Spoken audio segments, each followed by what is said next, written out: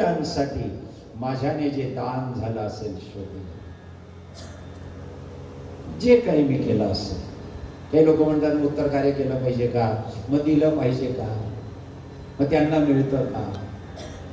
एका उत्तर कार्यामध्ये ब्राह्मणाला शय्या दान केली, खाट गादी वगैरे. ते एकाने शंका विचारली, म्हणे का महाराज, आता ही शय्या तुम्ही घेऊन जाल, ही आमच्या वडिलांना कशी मिळेल. पण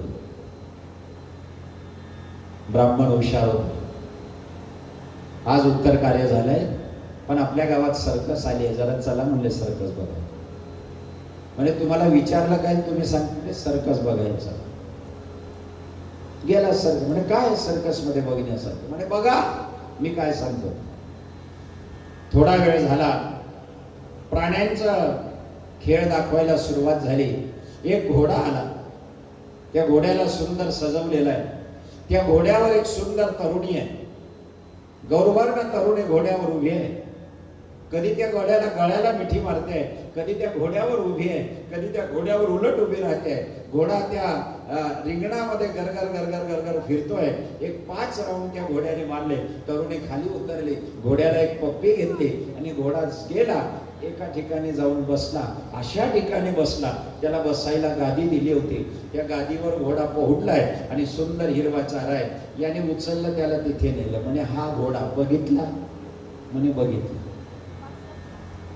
चला म्हणे आपण दोघं बद्रीनाथ केदारनाथला जाऊ, तिथला घोडा बघू.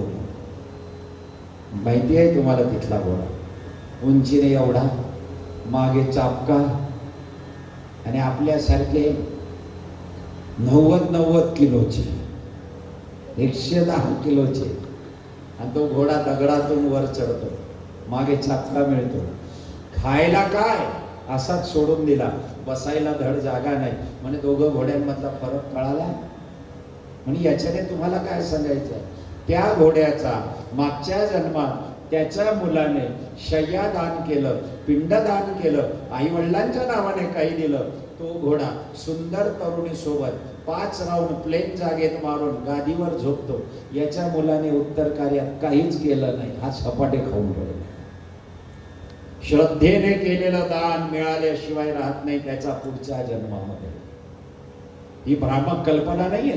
भारताने जे शास्त्र लिहिलंय, आमच्या ऋषीमुनींनी जे लिहून ठेवलंय, ही कल्पना नाहीये श्रोतेजन, इथे वास्तव आहे. का दोघांचा नशिबात एवढा फरक आहे, तोही घोडा आहे, हाही घोडा आहे.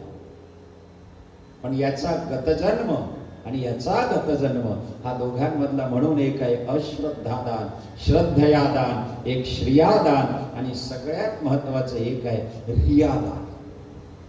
आमच्या शास्त्राने म्हटलेलं आहे, रियादान या शब्दाचा अर्थ आहे दान दिल्याबरोबर परतीची अपेक्षा. हे कुठे मिळतं आपल्याला माहिती आहे? लग्नामध्ये. आत्याने भाचीला कपाट घेतलं की कपाटावर मोठ्या अक्षरामध्ये लिहून देते, ची सौकाईचा विवाह प्रित्यर्थ आत्याबाई, हे मोठं नाव. आणि मग खाली सप्रेम भेट. मला वाटतं हे दान देऊन मोकळी झाली नाही. ते कपाट दिल्यावर भाऊजाई जेव्हा साडी देते तेव्हा ती साडी अशी पाहते. कपाटाची किंमत तिच्या डोक्यात येते. 9,500चं कपाट आहे. कपाटाच्या मानाने स्त्री कशी, बरोबर असेल तर ठीक, नसेल तर दुसऱ्या बाईंना दाखवते. 9,000 कपाटली तर तिने काय दिना, बोया. याला काय म्हणतात? रियादान. दिल्याबरोबर परतीची अपेक्षा, याला रियादान. रियादानाचं पुण्य काहीच नाहीये. तुम्ही भाचीला सोन्याचे, म्हणून आहे ना, मी सरसा रियादान करत नाही. आपण जर जावायला अंगठी वगैरे केली तर आपल्याला अपेक्षा राहील की हा आपलं फरक, त्याच्यापेक्षा देऊ बी नका करू बी नका. रियादान. रियादान म्हणजे जे दिलं परतीची अपेक्षा. मला काय देईल? लोक देवाजवळ रियादान करतात हो. बोरिंगला पाणी लागलं तर सत्यनारायण करतात. एका बाईने भागवताचं नारळ घेतलं, मला म्हणे महाराज नारळ. म्हटलं कशासाठी? म्हणे मला नातूचं दर्शन, माझ्या सुनबाईची ओटी भरा. दिलं ओटीमध्ये नारळ. त्या बाईने लगेच मला प्रश्न विचारला, म्हणे महाराज नक्की होईल ना? आता मी हा नाही नाही नाही म्हणे. मग तुम्ही नाराय कावर दिलं? त्या बाईने ठेवलेली 100 रुपयाची नोट उचलून घेतली. मग ताई ऐकावर उठलेली नाही.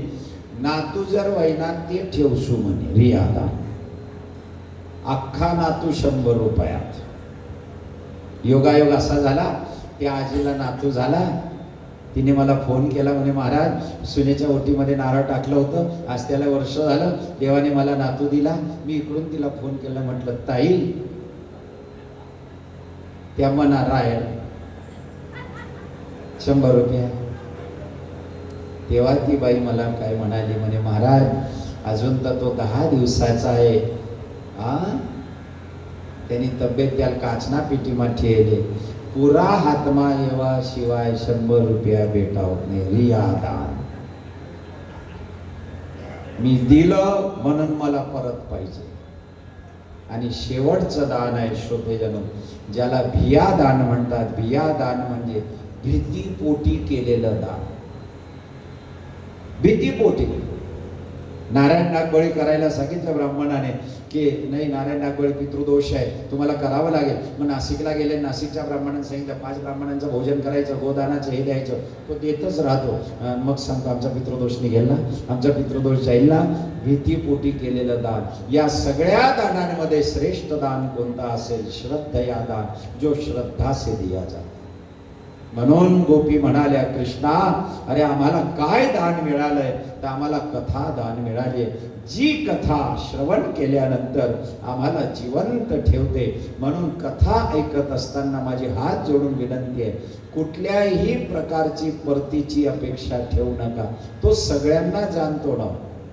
अजगर करे न चाकरी, पंछी करे न काम, दास म्हणू का यू कहत है सबका त्राता राम. सगळ्यांचं पोट भरणारा तो आहे, त्याची काय चिंता करायची? ही कथा झाली की मला जगन्नाथपुरीला जायचं आमच्या सगळ्या कुटुंबाला. आमची तिकीट बुक झाले. तर त्यावेळेला मी थोडस विचार करत होतो की जगन्नाथपुरीला आपल्याला हॉटेल. मग मी वैभव भाऊला फोन केला, म्हटलं वैभव बघावं म्हटलं एखादं हॉटेल वगैरे आमचं जाण्याच्या आधी तिथे. वैभव भाऊने करतो, ते पण त्यांच्या कामात. आणि ते मोबाईलमध्ये प्रेमानंद स्वामी वगैरे त्यांची रील पाहता पाहता मी एक रील पाहिली. आणि त्या रीलमध्ये असं लिहिलं होतं की जगन्नाथपुरी को जब आप जाओगे तो कुछ भी व्यवस्था करके मत जाना. वहां जाने के बाद जो व्यवस्था होगी वो जगन्नाथ की होगी, और व्यवस्था करके जाओगे तो वो तुम्हारी व्यवस्था होगी. तुम जगन्नाथ की व्यवस्था पे जाना. मी फोन करायचंच बंद करून दिलं. बघू काय, उसकी व्यवस्था पे जाना, उसके भरोसे पे जाना. देवावर परिपूर्ण विश्वास ठेवण्याचं साधन म्हणजे कला आहे. माझी हात जोडून विनंती आहे, पूर्ण विश्वास ठेवा. देवाला प्रार्थना करा की हे प्रभु आनंद दाता, ज्ञान हमको दीजिए. आम्हाला आनंदाने ते दान करा तुम्ही, की जे दान मला ज्ञानाचं मिळाल्यावर मला कोणतीही अपेक्षा नाही, मी व्रतधारी बने. आणि म्हणून सगळ्यात मोठं दान कोणतं असेल तर कथा दान आहे, जे आम्हाला व्यासांनी दिलं. देवाला प्रार्थना करायची, हे प्रभु आनंद दाता, ज्ञान हमको दीजिए. काय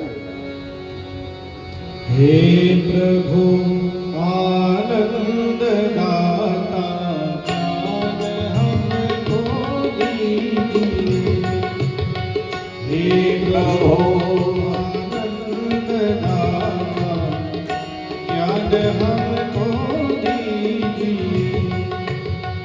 शीघ्र सारे दुर्गुणों से, शीघ्र सारे दुर्गुणों से दूर हमको कीजिए. हे प्रभु आनंद दाता,